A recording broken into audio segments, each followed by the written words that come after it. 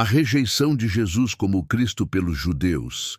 Desde o início do ministério de Jesus, muitos judeus, especialmente os líderes religiosos, fariseus, escribas, saduceus, rejeitaram Jesus como o Messias, Cristo. Eles esperavam um Messias político e guerreiro que libertasse Israel do domínio romano. A figura de Jesus, humilde, manso e crucificado, não correspondeu à expectativa messiânica tradicional do judaísmo da época. Veio para o que era seu, e os seus não o receberam. João 1:11. O véu nos corações dos judeus. Apóstolo Paulo fala claramente que há um véu espiritual sobre o entendimento dos judeus quanto a Jesus ser o Messias. Mas os seus sentidos foram endurecidos. Porque até hoje o mesmo véu está por levantar na lição do Velho Testamento, o qual foi por Cristo abolido. E até hoje, quando é lido Moisés, o véu está posto sobre o coração deles. 2 Coríntios 3, 14, 15. Este véu simboliza a cegueira espiritual e o endurecimento de coração que impede muitos judeus de reconhecerem Jesus como o Cristo. A rejeição de Israel e a bênção para os gentios. Paulo, em Romanos 11, explica que a rejeição de Israel não é total nem definitiva, mas que essa rejeição momentânea abriu espaço para a salvação dos gentios. Por causa da transgressão deles, veio a salvação aos gentios, para os provocar a emulação. Romanos 11:11. Porque se a sua rejeição é a reconciliação do mundo, qual será a sua admissão, senão vida dentre os mortos? Romanos 11:15. Portanto, Deus usou a incredulidade de Israel para abrir uma porta de salvação aos gentios, como parte de seu plano soberano. A função das duas testemunhas. Apocalipse 11. As duas testemunhas mencionadas em Apocalipse 11 são figuras proféticas que terão um ministério poderoso durante a tribulação. Elas são enviadas por Deus com poder e autoridade, operam milagres e testemunham claramente sobre Jesus Cristo. Alguns estudiosos acreditam que elas terão um papel crucial na conversão de Israel, ajudando a remover o véu espiritual que está sobre os judeus. E darei poder às minhas duas testemunhas, e profetizarão por 1260 dias. Apocalipse 11:3. Essa revelação culmina em um avivamento entre os judeus, o que Paulo chama de "e assim todo o Israel será salvo". Romanos 11:26. O véu está hoje sobre o coração de muitos judeus, impedindo-os de reconhecer Jesus como o Cristo. Essa cegueira espiritual tem um propósito redentivo.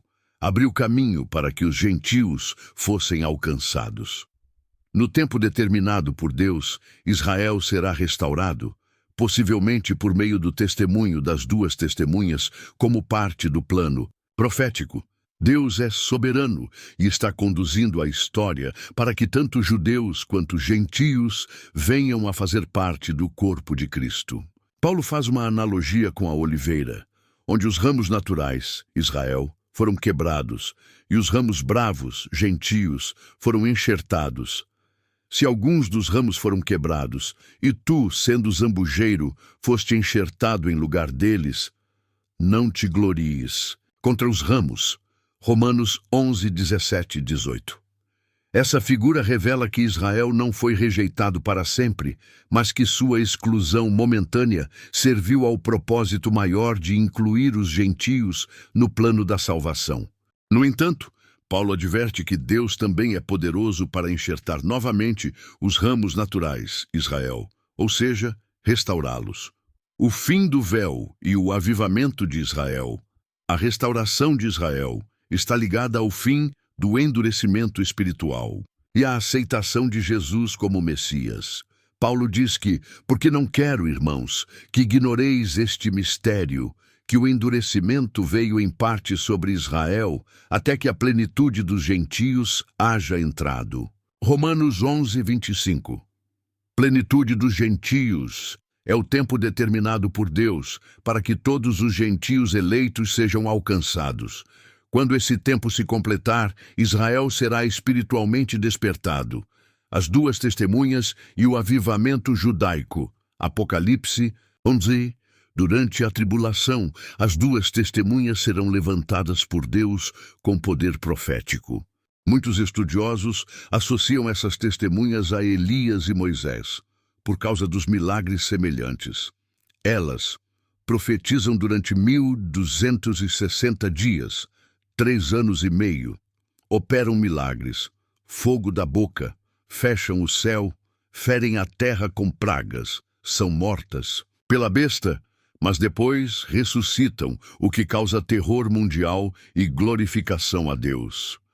Naquela hora houve grande terremoto, e os restantes ficaram atemorizados e deram glória ao Deus do céu. Do Apocalipse 11, 13.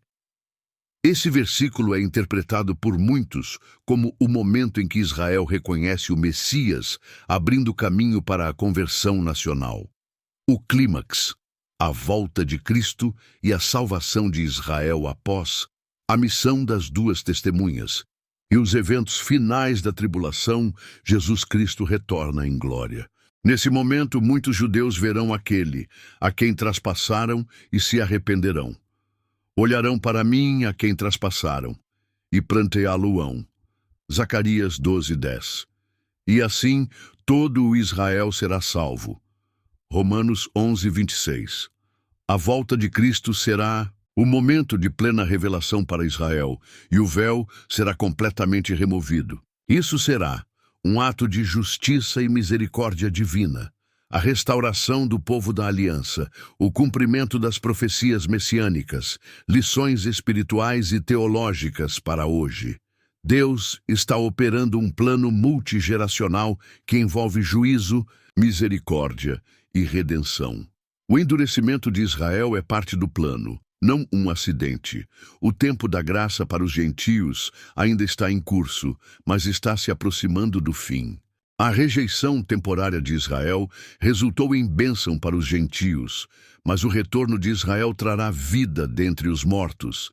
Min 11:15, ou seja, uma nova era de plenitude espiritual. Se você chegou até aqui e gostou do assunto, se inscreva no nosso canal. Deixe seu like, comente e compartilhe.